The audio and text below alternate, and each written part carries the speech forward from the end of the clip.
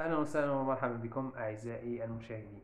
اليوم سنتحدث عن المنتخب المغربي والفوز المهم الذي حققه ضد زامبيا بهدفين لهدف.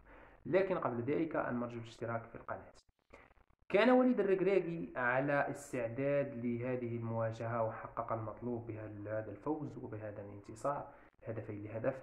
سجل أول الأهداف زياش عن طريق ضربة جزاء، وكانت الأمور تبدو في البداية في الدقائق الأولى كانت الأمور تبدو بأنها ستكون لصالح المنتخب المغربي، لكن حدث العكس تماما. تراجع المستوى وانتهى على إثره الشوط الأول. في الشوط الثاني قام وليد الركراكي ببعض التغييرات المهمة على غرار زياش ونصيري، لكن زياش بدا أنه غير راضي على هذا التغيير. هل من حق زياش أن يكون غير راضي أم أنه ليس من حقه أن يحتج؟ إذا قال أحدكم بأنه ليس من حقه أن يحتج، سنقول بأن هنالك العديد من النجوم عبر العالم كان لهم نفس الموقف.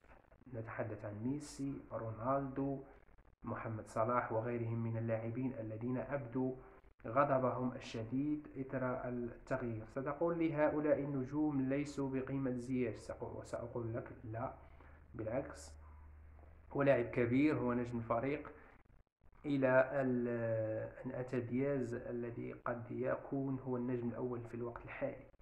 لكن هذه الأمور يجب أن نقوم بإعادة النظر. أنا لا أدافع على زياش، ولكن يجب أن نعيد النظر في بعض الأمور.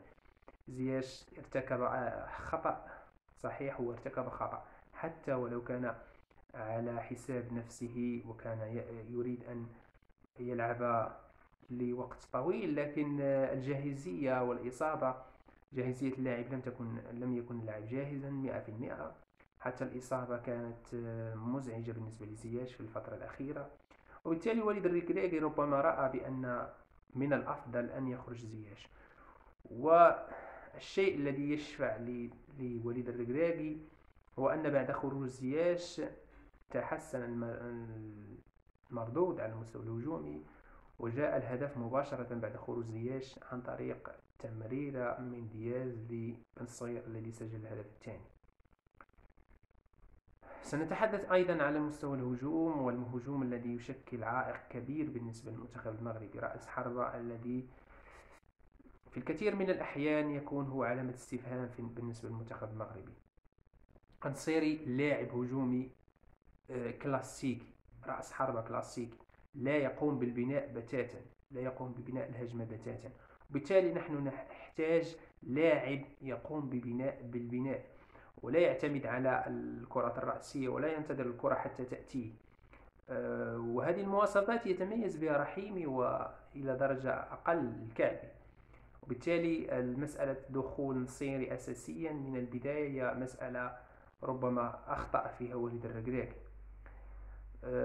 بالعودة إلى الدفاع الذي كان صراحة كان محطة شكوك ومحطة تساؤلات عديدة بالنسبة للناخب الوطني وليد الركراكي. لماذا عاد السايس؟ تساؤلات كثيرة. ما السبب وراء عودة السايس؟ هل تحسن مردوده لكي نعيده إلى الفريق، أم أن هنالك أشياء لا نعلمها؟ سايس لم يختبر لأن الفريق ضعيف، لأن الفريق الذي نلعب معه ضعيف. لو كنا نواجه مثلا نيجيريا، السنغال، كوديفوار، كان سيختبر بدرجة أكبر. وحتى نايف أجرد ليس جاهزا 100%، هو ليس أساسي مع ويست هام، ولكن ليس هنالك بدلاء للاعب نايف أجرد. أما سايس يجب أن نبحث في أقرب وقت على لاعب يعوض سايس في هذا المركز. لا يجب أن نعتمد على العاطفة ولا يجب أن نعتمد على الخبرة. صحيح لديه خبرة، لكن مؤهلاته البدنية لم تعد تسمح لأن يشارك كثيرا مع المنتخب المغربي. ربما نستدعيه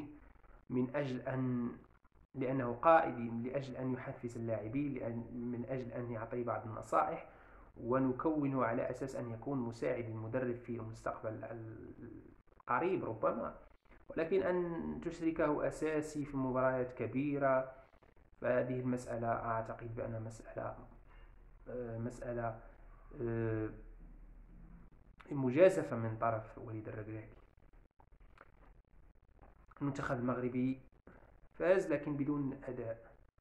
ننتظر من وليد الركراكي والمنتخب المغربي أن يكون أكثر أداء، أن يكون أكثر جرأة على مستوى الهجوم، لأن المغرب لديه إمكانيات كبيرة على مستوى التركيبة البشرية، لديه جودة لاعبين ينشطون في أكبر الدوريات الكبرى، وبالتالي الأمر يجب أن يؤخذ مأخذ الجد من وليد الركراكي. وليد الركراكي يجب عليه أن يقوم ببعض التغييرات الاستراتيجية. يجب أن لا يكون أو أن لا يتعاطف مع بعض اللاعبين مثل زياش والسايس، وأن يقوم باختيارات صائبة. حظ موفق للمنتخب المغربي في باقي المباريات، وشكرا جزيلا لكم وإلى اللقاء.